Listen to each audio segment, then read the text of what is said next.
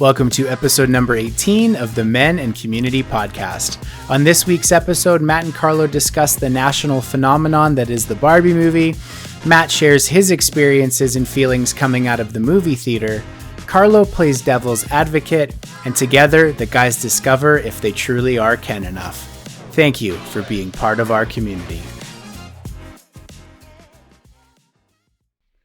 What's up, everybody, and welcome to episode 18 of the Men and Community Podcast. As always, I'm Matt. This is Carlo. We're really excited to be with you here today for episode 18. Carlo, how are you doing today? I'm good. I'm just now realizing that you're wearing a pink shirt, and that will make so much sense when we find out what this episode is about. Almost as if 10 minutes before you arrived, I went upstairs and changed for a reason. You go, girl. There's always a reason. All right, before we, as always, we like to keep you on the edge of your seat. So we're going to start with our icebreaker card and move right into the theme, the plan, the gist of today's episode, even though, you probably read the title on Spotify or Apple podcast or, the title of the YouTube video. So, it's not that big of a surprise. But here we are creating false suspense. I'm going to start with the first card. Well. A little personal question for you on an afternoon such as this. Boxers, briefs, or nothing at all? Boxers. Say more. Not more about what you're wearing, but tell me about it. Yeah. Okay. Actually, this is going to sound super strange, but I've never paid that much attention to the nomenclature of underwear. Okay. So when you think boxers, are those like the really baggy ones? See, I think conventionally, yes. My understanding is that conventionally boxers are the baggy ones, briefs are a little bit tighter, and then boxer briefs are more like the compression short underwear vibe. Okay, but a brief still has like a leg portion to it. I don't think it does. I think conventionally the brief is no leg. Then a boxer brief is where I stand. All right. Mostly relatively plain, right? Like blacks. I hate white underwear. I find it to be gross. Yeah. So that's all I'll say on that. I would love to know the history and the evolution of white underwear, like why it became so prevalent, such a fashion icon. Because you needed to make main characters in movies in the 90s and 80s look stupid. Interesting take. That's what I'm sticking with. Boxer briefs for me too, but my doctors recently told me they're bad and that I should wear boxers, and that's all I'm going to say about that. But I don't know, something about maximizing airflow, which, is part of the reason why I actively don't choose to wear boxer briefs, but here we are. All I know is that traditional baggy boxers are uncomfortable under the pants. So uncomfortable, but apparently the restriction on the certain things that some people have down there is not healthy, I'm told. That's why you have to have good boxer briefs with the pocket. Does the pocket help? It's supposed to. I thought it was just like a comfort thing. It's supposed to help. Oh, I just thought it was like a ball bra. I didn't think that. All right, moving on. Now we know. I'm sorry to our female listeners. Have you ever lied about your age? Am I going first? Oh, I guess I can. You did go first last time. Yeah, I mean, I've worked with kids for a long time, and so there's always the playful lie of like, "Are you 1,000?" Yeah. No, I'm 1,093. No, but so kids, yes. I think that I've been stubborn about refusing to tell people my age. Mm-hmm. So not so much lying about my age, but rather trying to deflect from telling people, mostly when I was earlier in my career, because I didn't want the stigma to be like, oh, he's like really talented for being so young. Like I wanted to be good, full stop, right? Sure. Like I didn't want to be good for being 21 or good for being 25. I wanted to be good, full stop. So I think that's probably the most non-truthful thing I've done for my age. And I'm pretty much along the same lines, I would think. I don't think I've ever explicitly lied. Like nobody's ever said, "Hey, are you 27?" And no, I'm not. But I would definitely say that because even as a teenager, I looked significantly older. I would use that as an opportunity to get in and do things I wasn't technically supposed to be allowed to do. just by not saying. I do recall a story once. I was in a particular place in the United States you need to be a certain age to do things in. And I handed him my Alberta driver's license that in bold said, well, actually it didn't. I was 19, so it doesn't say anything. In Alberta, it'll say under 18 until, but it didn't say that. So he just looked at it. It obviously said my birthday. I was obviously under 21. He gave it back and he said, great, have fun. So just the ultimate fake out of just not saying anything. Love it. Yeah. All right. Print's hard. Small print is hard. Well, when you're looking at a kajillion IDs at night, I'm sure a couple It's true. sneak past you, and he probably looked at me and said, you look 27 anyways. I was going to say at 16, you look 25. So. Yeah, that's true. In a good way. 5 o'clock shadow since I was 4. Yeah, and the very fierce brow furrow that just like says, I've seen some stuff. Thank you for pointing people to my unibrow. That's not what a brow furrow is. It doesn't matter. All right, episode 18. Let's get right into it. So, full disclosure, I've been keen to do this episode for a while now. And, as always, schedules conspire against us, but I'm really excited that we're here. We're going to have this conversation, and it's something that I've been excited to talk about for a while. We're certainly not the first to talk about it. YouTube is absolutely littered with videos on any side of the fence you can imagine, in terms of their take on this movie. And we're going to just fall in line and be the next one, and hopefully with some hot takes that the internet hasn't heard yet. The Barbie movie. The Barbie movie. And I'm going to go on the record to say I wasn't going to watch this movie until it was like available at home, until you said, hey, I want to do an episode on it. And I then did what I need to do to see the movie. And it's not because I didn't want to see it. It's just that for me to go to a theater and pay good money to see a movie, it generally has to be something I'm excited about. And I wasn't particularly excited about the Barbie movie. So yeah, I'm happy now that I saw it. It's good. Hopefully we talk about some neat things. But yeah, it just wasn't at the top of my list. That's totally fair. So, well, thank you for doing that. I mean, I think that the Barbie movie has caused such social uproar. Full stop. Positive, negative. There's been critiques, glowing recommendations on the movie, all the rest. And I think that it certainly bears a conversation when this is the Men and Community podcast. Sure. I think that there is a lot that we can talk about, a lot that we can unpack in terms of, our experiences as guys seeing the movie, and what that experience was like to experience a movie like that. But also I think there's just so many interesting side notes and comparisons and metaphors and juxtapositions and things like that we can take a look at, that we're only going to be able to really scratch the surface on. But really, first things first, I guess, how did you feel when you were watching the movie? I enjoyed it. I thought it was a good movie. I enjoyed the acting of Margot Robbie, and all of the supporting cast. I thought there was some great little jokes to it. It was something that I all around enjoyed. And if we were to look at it kind of on the macro lens of a movie, not speaking about the social commentary or the subject matter, I kind of rate movies into 2 categories: the I will watch again and I will not. And this falls into the I will not. Okay. All right. And again, on the macro lens, it has nothing to do with the subject matter or any of really what we're going to talk about today, but it was not a good enough movie for me to return to. Who knows, 10 years from now, there's an opportunity or a reason to, sure, but it's not on my list of rewatches. To give everyone kind of a sense of your movie flavor or persuasion, shall we say, maybe like what are some of your top 3 favorite flicks? Sure. So I'm going to be very sci-fi focused because that's my deal. But I would say my favorite movie, one I've watched over and over, is The Martian with Matt Damon. Okay. And I enjoy that movie not only for the humor, for the serious nature of it, but also for the scientific complexity to it. So things that I enjoy that make you think kind of on a very small, minute level about little intertwining things. Same with kind of Interstellar. there's, of course, we're both Marvel fans, so I've watched Marvel movies over and over again. Anything along those lines that it makes you think, if we're thinking more on a dramatized role, I like Hidden Figures.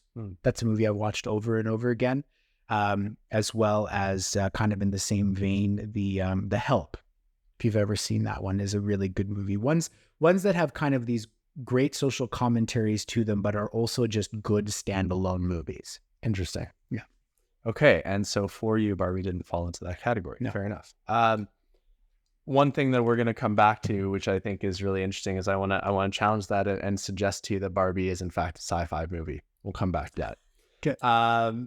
Okay, that's really interesting. Thank you for that. I mean, for me, I had a bunch of different feelings while I was watching it.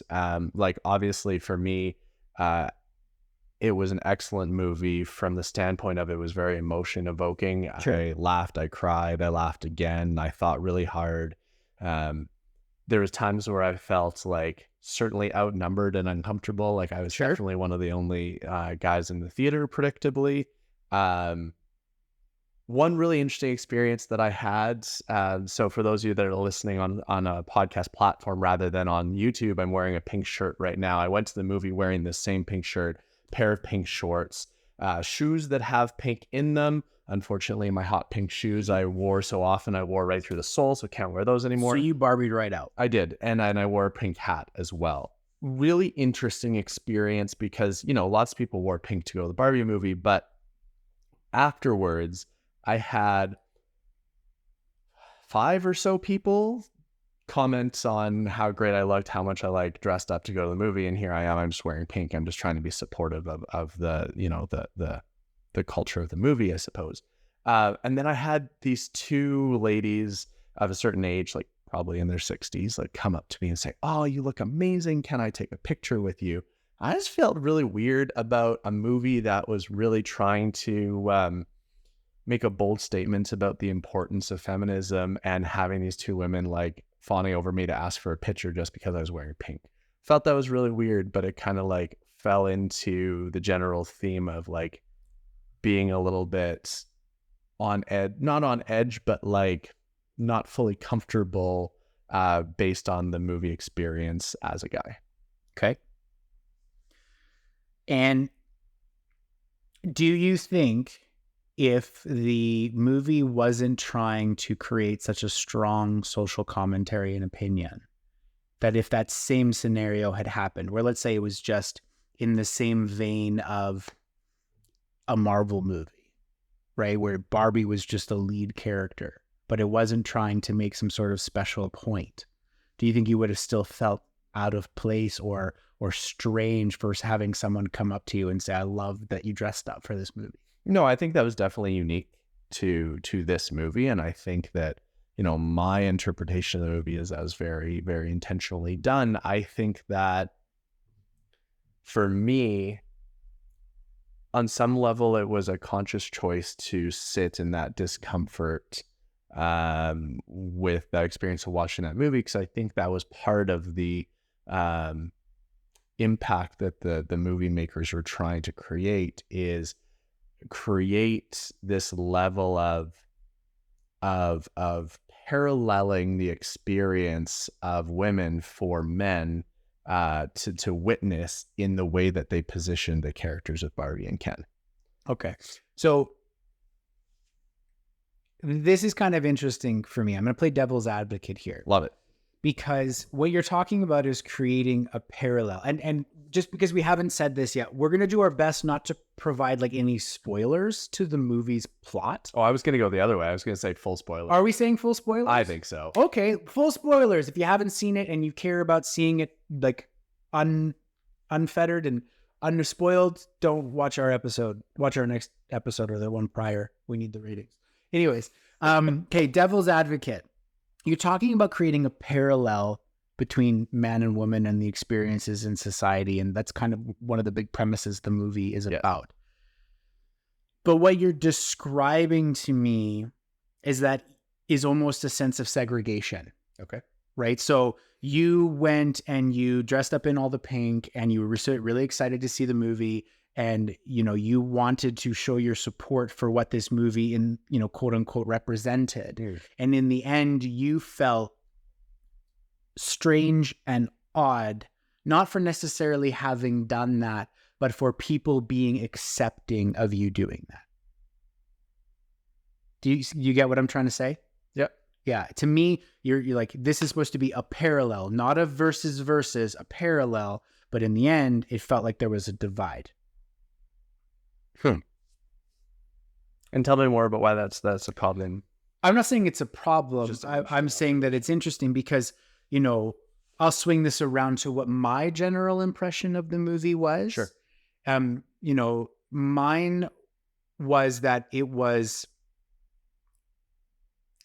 very much a woman hero movie, right? So to break it down on a very basic level, you're always going to have the hero of the movie. And in this case, it was intentionally chosen to be very woman-centric, which makes sense. It is Barbie. That's kind of the premise of the social commentary they're trying to make. I have no problems with that whatsoever. But in the process of making it woman-centric, to have the laughs and to have the feeling of female empowerment that I think they were trying to portray, they had to naturally downplay men a little bit, right? And the scene that I can think of, since we're going all the spoilers, the scene that I can think of is the boardroom of men trying to get past the turnstile, right? There's a turnstile. Barbie's running away from this boardroom of all men that are the owners, CEOs, and operators of Mattel. She's running away. She sees the turnstile and she just elegantly hops over it in the very Barbie way where, she swings around and keeps her legs closed and skirt tight. And she looks wonderful because it's Margot Robbie, right? Running away. And I have to say, the little quip about, hey, if you want to make a point about someone feeling ugly, don't cast Margot Robbie in the character. Great fourth wall break. Yeah. So she just hops over this turnstile. Meanwhile, you have this gaggle of men that are supposed to be CEOs of a company that come up to a turnstile and like, how do we get through this? And they're like trying to scan their card and the card isn't working and nobody knows how to get by until someone finally like manages to like just walk through it. Oh, we didn't need to do anything after all. And meanwhile, it's been flipping 10 minutes, right? So you needed to have that kind of humor to make it a raw female hero movie in the vein of This Is Barbie. But again, it did not feel parallel. It did not feel, inclusive of both sides. To me, it felt like, how can we make this movie feel very women are better without getting too crazy insultive of men? And I have to give them props. I didn't feel at any point uncomfortable with the jokes they played on men's expense. I was worried about that going in, and I don't feel that they did. And I'm happy with the conclusion of the movie, but I felt that they necessarily had to do it, which to me did not create a feeling of inclusiveness or parallel. It created a feeling of women are better than men because of these various reasons. Okay. Thank you for that. Let me tell you about how I think about the word parallel now that I kind of better understand where you're coming from on it. So I think if you watch countless movies from throughout history, more often than not, you're going to see the protagonist being a male figure. You're going to see many of the main parts being played by men. And then if you want to even get more into kind of the pay inequities in Hollywood, that's a whole other fish to fry. But nevertheless, you see recurring throughout history in Hollywood that there is a drastic inequity in terms of the treatment of women and men in roles that they're portraying in movies and in cinema. And so what I find in terms of a parallel, what I'm saying is that it was an interesting, and maybe parallel is the wrong word. Maybe I'm looking for a contrast. Maybe I'm using the word paralleling wrong.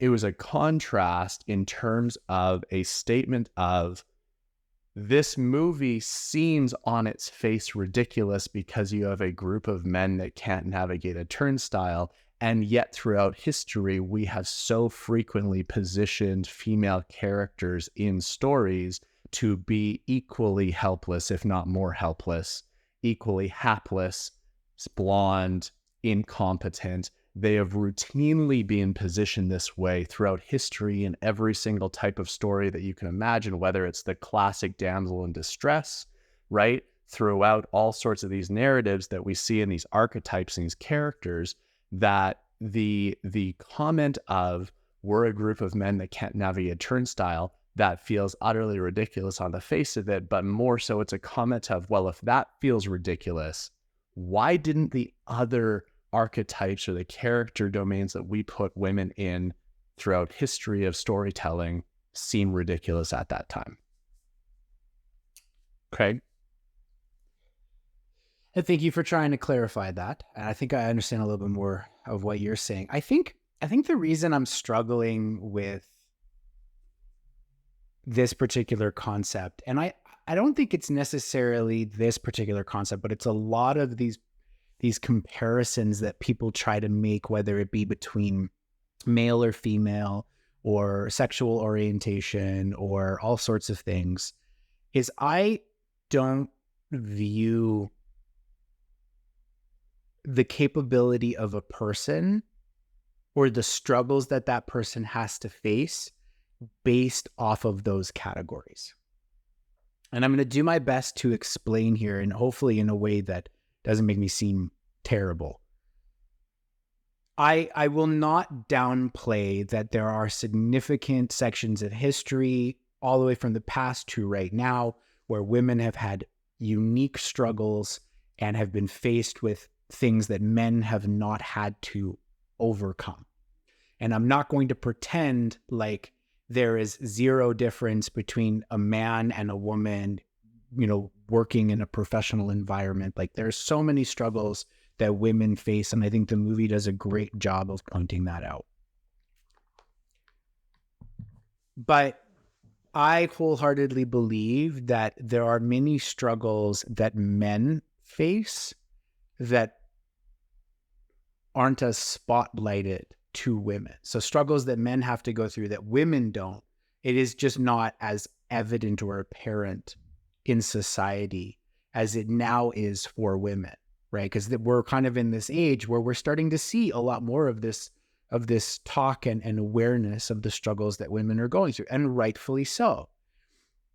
So when I view two people, one female and one male, going through struggles in life, it is the quality and the, for lack of a better term, the stick-to-itiveness of that person that I look to in overcoming challenges and the challenges that they've had to face, rather than whether they identify as a man or a woman. So maybe that's why I'm struggling with this particular concept, is we're trying to make these comparisons and, almost humorously throw it in the face of, well, you've been putting women in these scenarios in movies forever.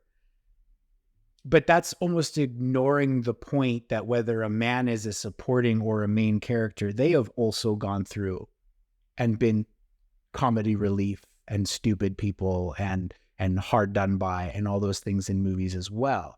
We just don't look at it the same way because the main character of that movie was male and the comic relief was also male. So that's obviously not derogatory to the comic relief. But when the main character is male and the comic relief is female, that's derogatory.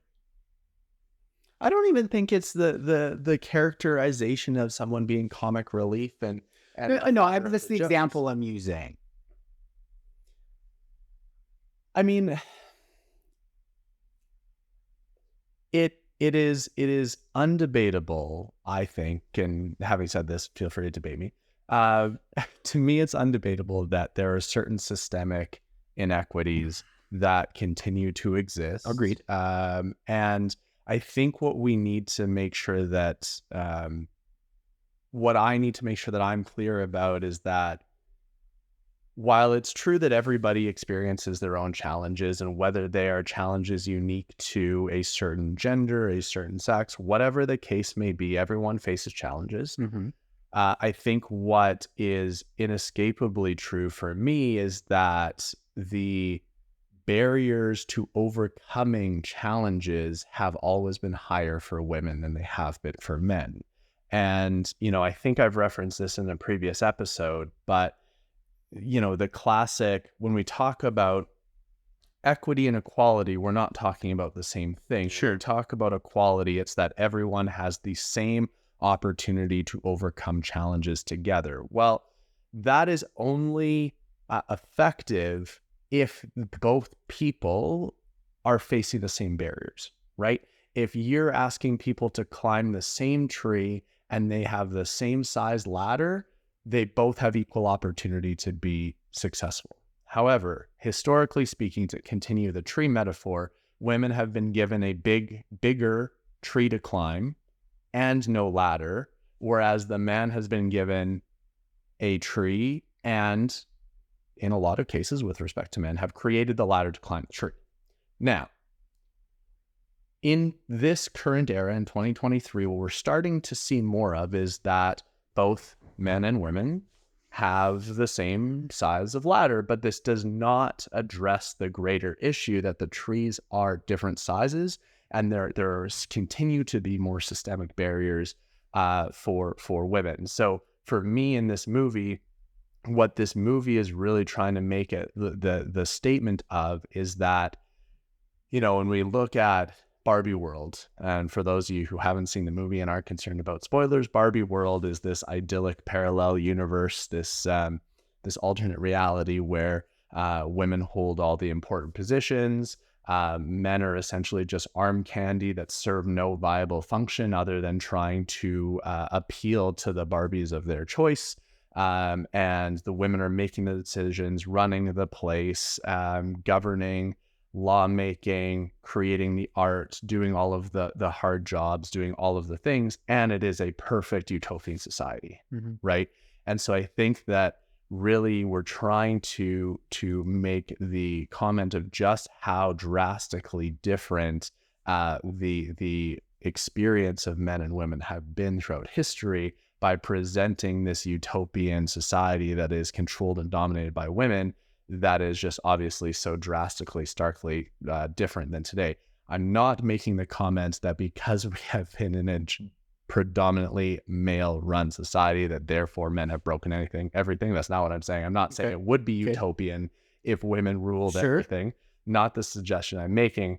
I'm just trying to bring about the point that this movie really is opening up the opportunity to have these conversations about just how stark the systemic barriers have been, because, I emotionally see it as so strange to see this utopian society where all women are empowered, because that's never something that I've seen. Sure. And you're right. There isn't a single example that I can think of, and correct us in the comments if we're wrong, of a society that is predominantly run by women that is utopian or, arguably life-changingly better than what we have now. And I don't think that having a utopian society or one that is drastically better is intrinsically possible in today's world. Or in any world. Well, not without some very, very giant change to the way government works, to the way, societal pressures work, all sorts of stuff. I'm going to let you own the comment on Barbie world, because I think you have a little bit of a better grasp, I think, of what they were trying to get across with that. The one thing I wanted to point out that I just thought of while you were talking that I just find interesting is right now there is a lot of talk, or any talks that you see of. There's one that's coming to mind in specific with a guy by the name of Piers Morgan. He's a news anchor from the UK. And I don't know a lot of his stuff, but I saw an article, or so not an article, a video of him where someone's trying to make the argument of the wage pay gap. And one of the rebuttals to that is that historically speaking, women have chosen cushier, less, dirty jobs. They're not historically pursuing construction work, plumbing work, of course, we have women in trades that are breaking those barriers and changing the gender norms. But historically speaking, those are not the jobs they've pursued. And due to their dirty and high risk nature, tend to pay more. So this is where the wage gap comes from. And now, whether you agree with that statement or not is not the point I'm trying to make. The point I'm trying to make is that it's several times in Barbie world, not only did they portray the president, the artist, the lawmaker as the woman, but they portrayed the construction worker, the tradesman as a woman. Yeah. But the point that I just realized as you were talking is that still was not portrayed as a dirty thing, right? So you have the construction workers and they're all pristine Barbies, as they should be in Barbie world. They're not dirty. They're not sweaty. They're not uncomfortable. They're not hot. They're not any of the realities of what construction work should be. So that came to mind, that felt out of place during the movie. And I just realized why, because this is a utopian society, because, women run and rule it all and men are just the arm candy, but there was no downside to all of the very real jobs that still have to happen in Barbie world. It being a toy aside, like there's a scene where she goes to drink milk and she's not actually drinking anything because she's a toy. Or runs into the cold shower and there's no water, right? So there's obviously some license here that's been taken to portray this as a toy world, right? And I'm willing to accept that. But I just find it interesting that these were all still very pristine, nice nails, hair, construction workers, which is not a reality in any way, shape, or form. right. So anyways, that's my comment there. Okay, so now in the movie, they spend the first, 20 minutes, half an hour in Barbie world exploring the milkless cups and the waterless showers and all these things. And then we go on an adventure to go to the real world. And one of the things that I thought would be interesting for us to debrief was the transformation of Ken. So for those of you who haven't seen it, again, not worried about the spoiler, we get to the real world and Ken discovers the patriarchy. He's like, what? I'm in this place where I'm no longer like redundant in society. And in fact, men actually rule things here. What is that all about? And so, I found this whole transformation of Ken, like Ken's discovery of the patriarchy, to be really interesting and somewhat satirical in its own right. Sure. And so just the way he continues to refer to it as the patriarchy. Yeah. And it's the greatest thing ever, but you wouldn't understand. It's the way the patriarchy works. Yeah. It's like, we don't talk about Fight Club.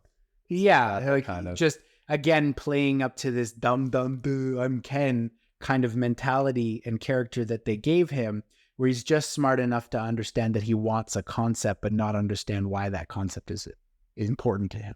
And you bring up an excellent point. And so that's, I think, one of the most powerful things that I took away from that movie is I think there are a lot of people in our world of all genders and all sexes that are perfectly happy to live naively in the system, whether or not it serves them.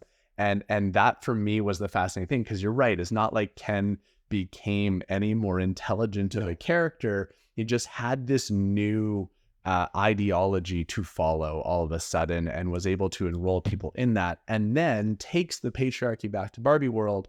And you have women that are blindly following this ideology as well. And it just became a really interesting thing of that, we don't take the time to have these types of conversations and debrief and debunk some of the ideologies that are put in front of us.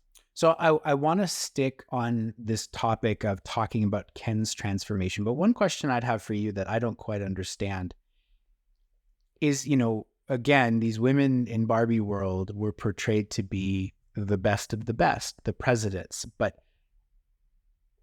what was it that Ken came back with that was so mind altering that would make the president become this bimbo of a woman? I missed that. What was it that drew them in? Because if she's the president, wouldn't she be like, nah, that doesn't make any sense. Why the heck would I do that? Yeah, I think that I don't think there was a specific incident where they actually unpack that consciously in the movie. For me, my interpretation was that the patriarchy is akin to an infection, right? And so as soon as Ken brought that back to that world, it just compelled all of the women to all of a sudden kind of fall in line and fall into this sort of the trap. And I can accept that oversimplification in the form of it being a premise for a movie. Sure. Okay. So, this transformation for Ken, we look at the beginning of it, and I paid a lot of attention to the small emotions that Ken kind of portrayed throughout the movie. So, if you look at the very beginning of it, it was him trying to appeal to Barbie and just feeling dejected and terrible because, every night had to be girls' night. And, I felt for him for that, right? And then her wanting to go off to Barbie World and him stowing along in the back seat. To the real world. Sorry, to the real world, yes. And him stowing along in the back seat because, the misogynistic view of it that was portrayed a little bit is, he can't trust her to go on her own. He doesn't feel she would be safe. He doesn't feel that she'd be capable without him, is how they talk about it a little bit from his perspective, which, okay, fair point. Like I've been guilty of that too. I have women in my life where it's like, and I'm not going to let you go walking alone late at night. I'll come with you. But as he enters the real world and he starts to discover all of these things that he's seeing these men do that his entire life he's just watched the women do, such as construction and heart surgery and all those various things. And he gets it in his mind that I want to be a doctor. So he walks in and he says, I'd like to do some brain surgery, I think. And why? Because I'm a man. Yeah. And he's like, I'd like to talk to a doctor. She's like, well, I am a doctor. Right. So like, again, this very blind where this whole world is completely new to him. And he's starting to like think that he should do all these things. And he even comments on it. He goes, notwithstanding the fact that I need a degree, the whole world was my oyster. And he brought that back to Barbie World, right? So him realizing that all of this thing was capable of. So this whole transformation up until this point, I think was a parallel to what Barbie was supposed to be for women. Where Barbie was an example of what young girls could grow up to become. She could be the doctor, the lawyer, the construction worker, to this, to that, right?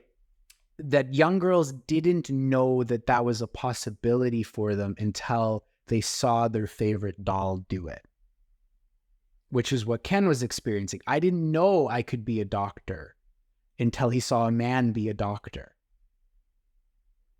Right. So I thought that was a very intriguing kind of thing to point through.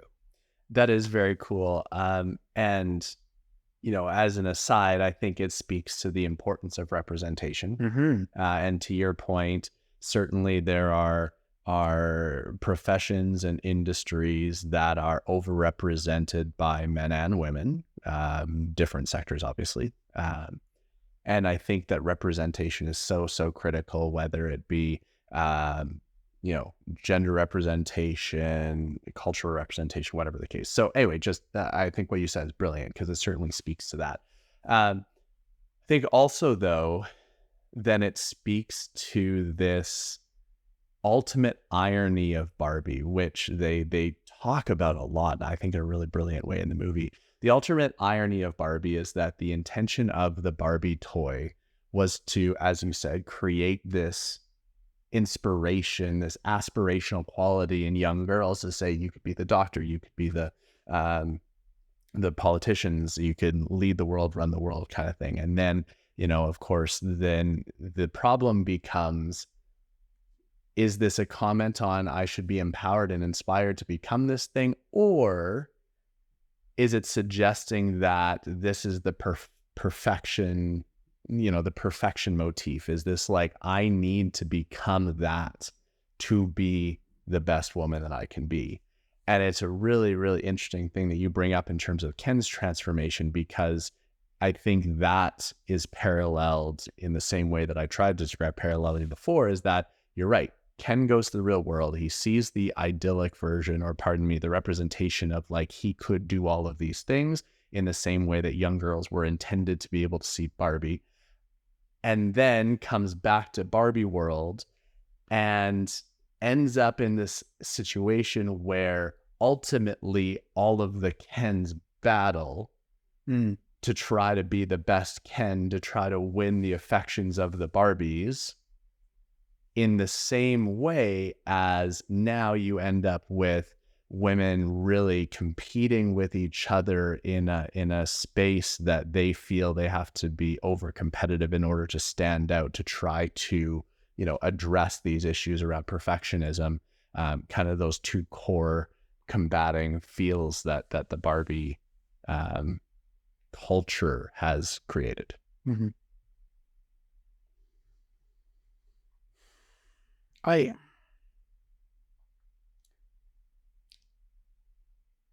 I think that the entire movie was a wonderful example of the capability of change, right?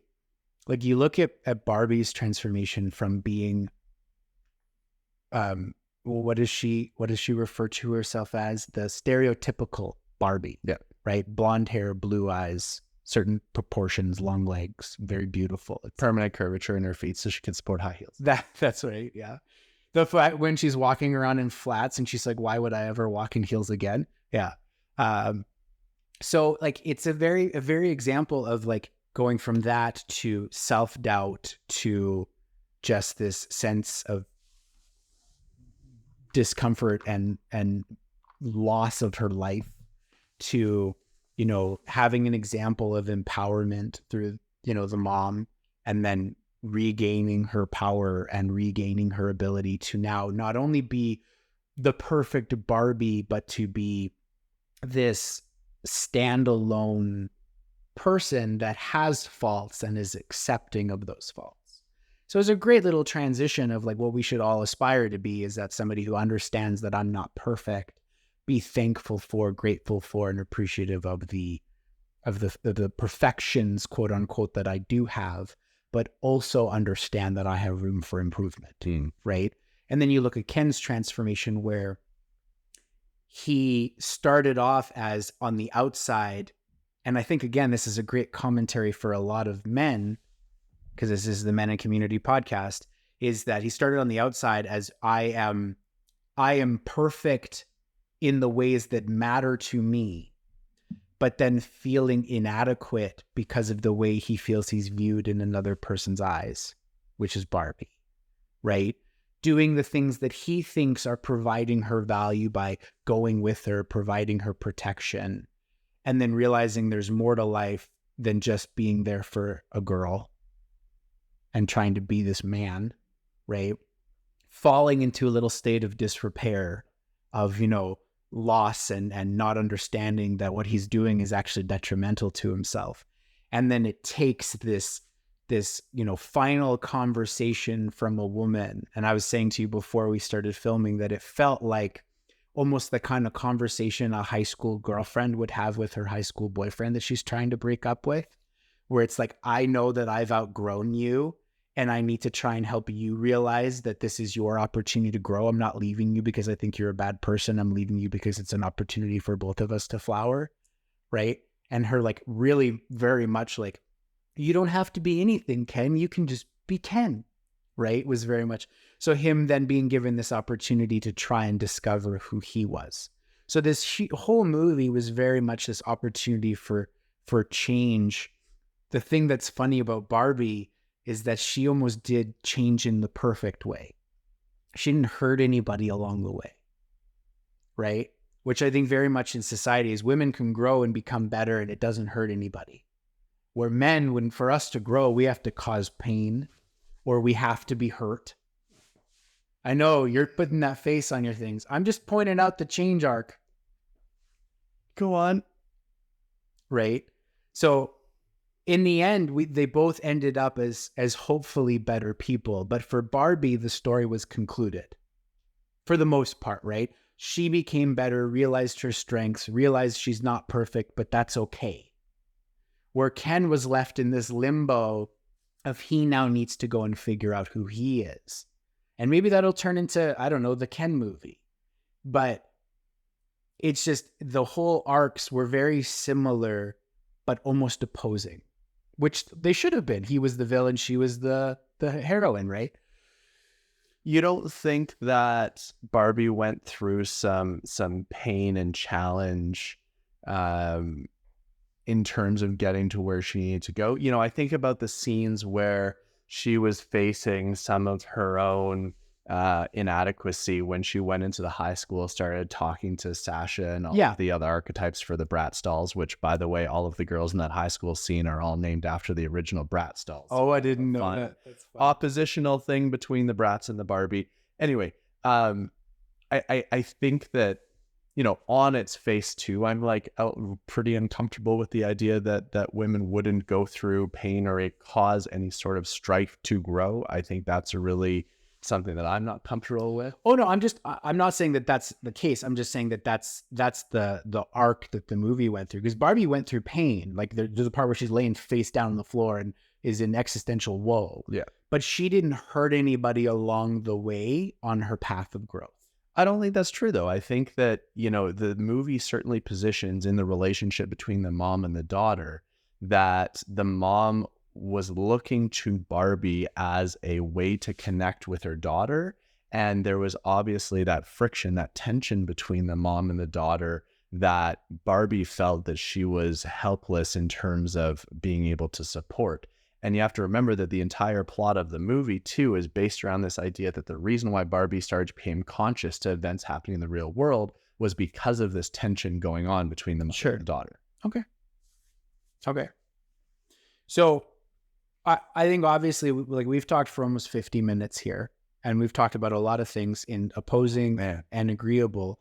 And in the respect of our viewers and listeners' time, we're going to start to bring this to a close. But if you could pinpoint one point that the movie was trying to make that you felt impact from, what would that be? I know there's a lot, but what would be that one point? 1 point. Okay. To me, the greatest impact that I took from the movie was knowing, and whether this is true or not, I don't know. This is what I felt, and this is what I held to be true as a result of that movie. I left with this deep-seated feeling that the movie was not meant for me. And I mean this in a really powerful way. I think that as a guy, I have grown up with the privilege throughout my life of knowing that so many of the things in this world have been created to make things easier for me. And that movie, I enjoyed it very much. Mm-hmm. Unlike you, I would absolutely see it again. Like, if we still own DVDs, wow, are we 30s or what? If we still own DVDs, I would buy it and I would watch it and I would wear it out. And I loved it. But it was really, really, really cool to be a part of a cultural phenomenon that was not for me. And that had a tremendous amount of impact. I like that. Cool. I think for me, the one big takeaway that I really enjoyed from the movie was that there is always going to be this feeling of inadequacy in each of us. And that is completely okay. You do not need to be the stereotypical Barbie to be a great person. You don't need to have everything, do everything, look a certain way, be intelligent in a certain way, and be applicable to everybody to be good enough. Your faults are what make you you. And I think that there was a really great point at the end of the film where, you know, one of the Barbies was saying, and I can't remember word for word, but one of the Barbies was saying, well, I could go do this or I could go do that. And Margot Robbie Barbie looks, and she says, or you could do none of those things and you'd still be Barbie. So I thought that was a really great point. Oh, and overall, I'd agree with you. It was a good movie. And, given the opportunity where it was on, or someone said, I want to watch this again, I would happily do so. And I've had many a great conversation from it. So I am thankful that you said, hey, go watch this, because we're going to do an episode on it. And if I ruffled anybody's feathers with my opposite side of the rails from you on some of my comments, let me know, because I am nothing if not open to conversation about it. But this is exactly why I wanted to have this Of course, conversation, yeah. because I knew that there's going to be opportunities to have some of these challenging things. And I think that, as two guys running a podcast, which we have always professed to be, nothing more, nothing less, it's important for us to put ourselves in a position to understand what the experiences could be. And we've repeated over and over and over again that we can only offer our perspective as men. And I think for me, this movie provided such an opportunity, more than I typically would, an opportunity to get a glimpse into what the perspective of women I'd agree. had be. I'd agree wholeheartedly with that. So yeah, I really welcome the conversation, and maybe there's going to be some opportunity for some feedback via our Discord or social media channels, and enough that we can either do some one-off social media work to go in deeper, or possibly have a part 2 if the demand is there. Yeah, absolutely. So let's move into our gratitudes. I want to start today because I feel like you always get to start the gratitude. Okay. You got here today, and I knew that you had a tough couple of weeks, and I didn't know details at that point, but I knew it had been tough for you, and I was ready to be here and sit with you and listen, and the first words out of your mouth was, no, tell me how you are. And you just took the opportunity to put all the things that you were going through aside and make sure that you were here for me first and foremost, which I'm deeply, deeply appreciative of. And in the same way, I know that part of the reason you've had a tough couple of weeks is you've been having some challenges with work, as we all do, and frustrations, feeling like you're not able to meet everyone's needs all the time in a professional sense. And very much in line with the episode, I just want you to know that you are Knuff. Yes. Thank you. I appreciate that. And that was important to me. On my way here, I was like, he asked me how I was doing, and we didn't get into details earlier into the week, and I said the first thing I'm going to do when I walk in there is I'm going to ask him how he's doing, because I feel like I don't actually know. So I appreciate your gratitude. My gratitude for you is something that I feel very commonly when we talk, is that you just have such a massive level of empathy for the other side of all the things you don't experience yourself. You just want to consume all of the knowledge and all of the feelings of other people. And you don't do it because you're trying to get a grasp of how they feel. I think you do it because you just want to be able to feel their feel, right? So, you experienced the Barbie movie and everything that this episode we've talked about. You experienced it from your own lens, but I felt you did it not because you wanted that experience, but because you just wanted to say that you had the opportunity to try and feel like that other side. So I think it's a fantastic quality of you, and I will always be the person that tries to ask you all of the harder questions, because I want to know how you experience that feel. So I appreciate that input, and I appreciate the fact that you just care so empathetically about other people's sides. Thank you. All right. Well, that's the Barbie episode. I'm Ken Enough. You're Ken Enough. This is the Ken Enough podcast. So thank you, everybody. That has been episode 18. We're really, really grateful, as always, that you've made it to the end of another episode. If you haven't already done so, please give us a follow on your major social media platforms, especially Instagram and TikTok. Join our Discord community if you haven't done so already. And whatever you do, I don't actually have a good prompt today. I was so close. I thought you were gonna finish off something with the from the Barbie. I thought I had something, and then I lost it.